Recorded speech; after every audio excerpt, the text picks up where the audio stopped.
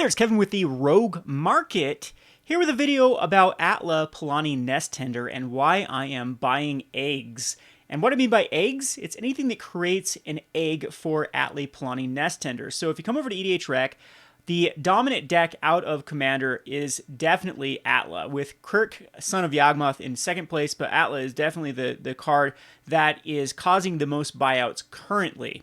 So Atla, I think, is going to be a very popular commander going forward. It's probably the best Naya commander that they've printed in a while. There haven't been good Naya commanders in the past that have really been popular. We can come over here to the three-color Nayas, and you can see that the other Naya ones, Mael would be the next one, and then we had Gishath, Marith. All those have been kind of disappointing comparatively. Of course, this one did set off a lot of Dinosaur Tribal. However, I think this is going to be the staple Naya commander. It's going to pass up these other ones quite quickly and be in the top, probably within just a few weeks, be the second most played commander in Naya, and then will indefinitely pass up Gishath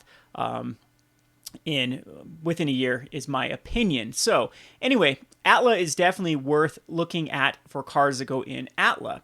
So if you come over to Atla, you see a lot of usual suspects for the deck. You're going to see Skull Clamps, you're going to see the Ashnod's Altars, the those type of cards. However, there are some goodies here that I think you should be investing in. So anything with Egg, and of course the ones that come to mind are anything with Changeling. We have the Mirror Entity. There are a few from the Modern Horizons that I think the foil prices are interesting to get in on, with the one that creates a 2/2 Changeling. See if we can find that really quickly here. In the creatures, it's not shown up on the top list here, but we have like the Chameleon Colossus. We also have the Tarine Mauler. Those are eggs, so they do have the synergy with the with the commander here. So, but there are some ones that they're hiding. That you have to check out more, like the Nestling Dragon and the Summoner's Egg, as well as the Rook Egg. And that, with this video, I'm going to focus on those three specifically and why I'm investing in them. And I don't think you should ignore like Mirror Entity. It has had quite a few printings, and the Mauler, as well as the foil printings from the Modern Horizons. There's a 1/1 artifact that's a Changeling. There are plenty of cards from Modern Horizons that I think are interesting to get in on. I'm going to have to do a video about Modern Horizons. I still think it's a great set to invest in, the sealed product. I also think it's a great set just to crack. I think it's going to be a Battle Bond 2.0 here, where it's going to disappear, and then they're not going to do another wave of it, and it's just going to steadily increase in price, both the singles price and the sealed price. But that is for another day. Let's focus on the topic at hand here. So let's start with the Rook Egg.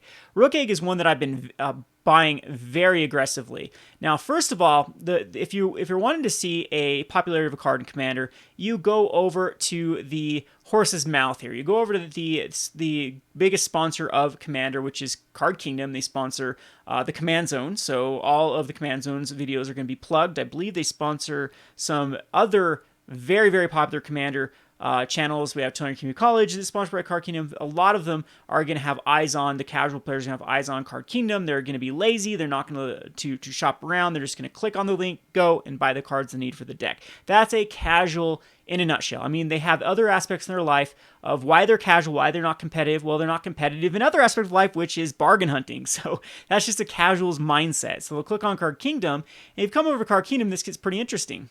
Let's go over to all versions. If we look at all the versions of the Rook Egg, we just have Arabian Nights that's in stock. That's it. So even these foil promos, these our pre-release foils, are out of stock. We have the 8th edition out of stock. We have the 9th edition out of stock. And we have some Arabian Nights, which I do think these are still pretty good buys. Typically, it's the other Arabian Nights version 1 that is selling higher. It's got the fixed converted mana cost up here, so you can actually see the colorless. That one is out of stock on TCG Player. There are still Arabian Nights copies of this. It's kind of interesting because people do like to specialize their decks with either foils or old versions. Arabian Nights Rook Egg is an interesting buy. Everything from that's an interesting buy. It's the most rare set out there after alpha and beta. So definitely keep your eye on this one if you are in that sort of market for the more higher end rare cards. I think this one's pretty good because, like I stated, I think Atla is going to be a very, very popular commander as time goes forward, and it's going to bring in new players that are going to build it and be like, hey, I want an old school Arabian Nights for it. Sure. So the supply is never going get higher of this particular card, and it's not a bad investment. I think the price point's a little bit high if you compare it to other commons out of Arabian Nights that see more play in various commander decks. So anyway, I think that Rook Egg is poised to go up if we actually go over to the TCG Mid. There are plenty of copies, but they're hard copies to actually purchase. So if you look at this here, looks like Miniature Exchange actually put some more up. I'm going to have to buy them.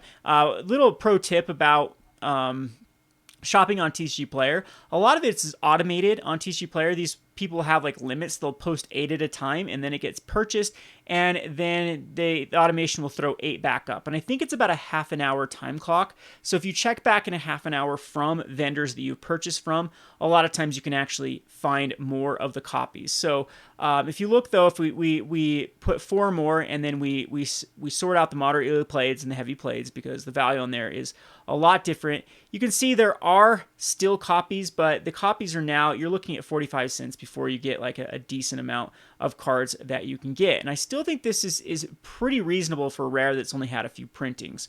Again, it's not the highest end card for the commander. It's just a 0-3 for an egg to be cracked to only get a 4-4. And personally, if I was building the deck, I would not play Rook Egg. I think it's just too weak power level wise. It's a decent card to flip and then have another one to sacrifice to keep going, but it's only leaving back a 4-4, and I think that's pretty it's just not on the power level you want to be for commander for 4-4 creature. So anyway, it doesn't stop the casuals though. They're going to see that there are very few eggs to actually work with, and they're going to be purchasing cards like the Rook Egg. It has seen quite a bit of let's go over to the 50 or more. Quite a bit of purchases in the past few days, and if you really get to it, people are starting to already sell. The high end of this, people have bumped up the price of the Rook Egg. The same can be said if you find the 9th edition or the 9th edition versions. This card is starting to deplete in supply. Now, better than Rook Egg though is Summoner's Egg. Now, why I like Summoner's Egg is this one does require a little bit of education with the Summoner's Egg. However, if you go over to the Gatherer, Summoner's Egg has been errated to say Artifact Creature Egg. So it is an egg, and it will work with the commander, and it does have a nice little interaction too. When it comes into play, you may remove a card in your hand from the game, and then when it is put in a graveyard from play, turn the input face down card face up. If that card is a creature card, put it into play under your control. This has a double dipping with commander because I do believe it works with all the face down. When you turn a face down card face up, I'm not sure if it actually does work with like the morph interaction. Some of the comment section below correct me if the morph decks are running this just with the face down to face up interactions. I believe that there are some cute little interaction too with werewolves when they flip face up and face down, but I could be wrong there, so correct me in the comment section below. But nevertheless, this is going to be seeing play in the Atlee deck, and this is very, very rare as far as cards are concerned. Summoner's Egg out of 5th Dawn. 5th Dawn is very old at this point. There's not a lot of supply of it. The foil price is even more interesting, but I highly doubt that these actually exist. So let's go over to market price and see. Let's also go to Card Kingdom and see if they have any in stock. Yeah, they're out of stock. We switched to non-foil. They're also out of stock of the Summoner's Egg. So this card is definitely being purchased like crazy. Again, it's got great synergy with the commander, and I think it's a definite buy. Coming over here to the, if we come over here to TC Player, there's only 10 copies here or listings for the Summoner's Egg of, and these are actually pretty decent buys here. We get to this one at $2 or more with shipping. Some of these are kind of neat if you can find more from Game Cafe to pay with the high shipping, but really fill up a cart. This could definitely come worthwhile. I'm going to have to do an overview on how to do that with TCG Player with the people with high shipping. You have to find a vendor that has a lot of sales with high shipping and then just really find bargains and play a scattershot route, meaning invest in plenty of cards from that vendor to then. If they have these pricings, this might be typical of their listings, that they are by far the cheapest price but have that high shipping. But if you order a ton of cards, then the price definitely comes down. I mean, if you order 100 cards, that puts it at 3 cents per card per shipping, and so this ends up being like an 89-cent card comparatively if you're going to buy those. But again, we'll do a whole overview of how I do a TCG player in another video. So if we go over to foils, let's see if there are any copies of foil 4 or more. There is not. We go under 4 or more, and we just have 1, 2, 3, 4, 5, 6, 7, 8, 9 listings. 2 of them very unreasonable.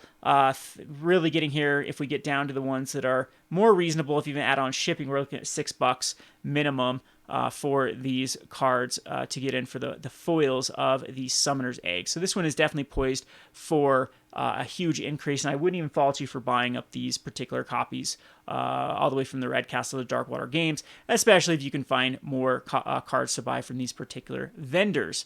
Last but not least, though, is the Nesting Dragon. This one already has spiked up in value. It was just from Commander 2018, but this is a landfall. Whenever land enters the battlefield, you create a 0/2 Dragon Egg. So this is a renewable resource with the Atli. There's already people that are building a landfall deck and really trying to tutor this deck out, or card out, as quickly as possible. That then you can turn these eggs into other creatures that then landfall and rinse and repeat, just continue to sacrifice egg after egg after egg. So those are the cards that I'm focusing on. Again, I highly encourage you to come over here to find the staples of this deck. I think this is going to be the clear winner. Each commander set, there always will be a deck that is built more than the rest. There's the card that I was talking about, the irregular cohorts for the shapeshifters, by the way.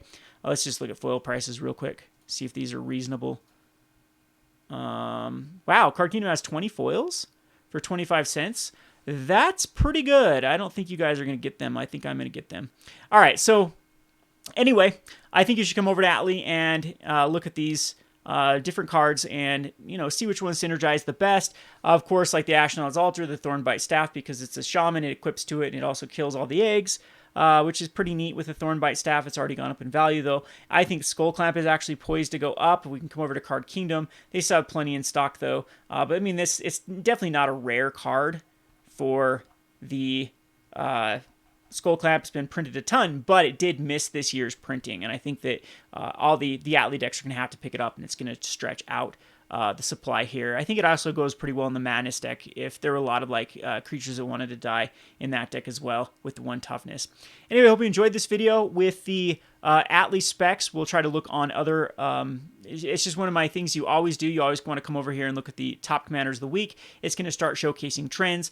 Commander is definitely the most popular format in Magic. I think even the GP is proving that. There are tons of people signing up for the Commander events and the Oathbreaker events over at Vegas.